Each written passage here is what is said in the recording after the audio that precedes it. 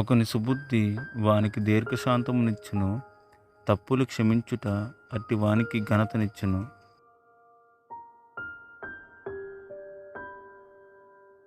రాజు కోపము సింహగర్జన వంటిది, అతని కటాక్షము గడ్డి మీద కురియు మంచు వంటిది.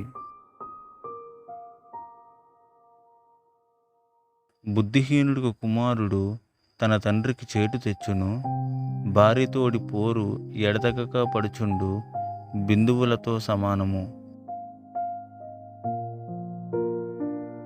గృహమును విత్తమును పితరులిచ్చిన స్వాస్థ్యము, సుబుద్ధి గల భార్య యెహోవా యొక్క దానము.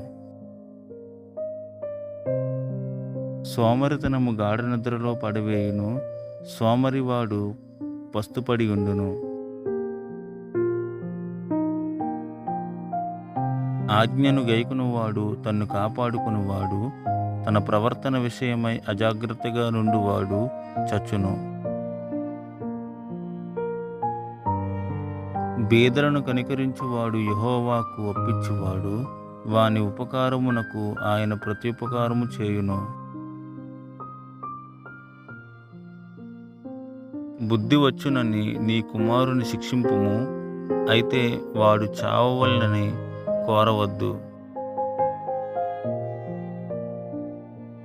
మహాకోపియగువాడు దండన తప్పించుకొనడు, వాని తప్పించినను వాడు మరలా కోపించుచునేయుండును.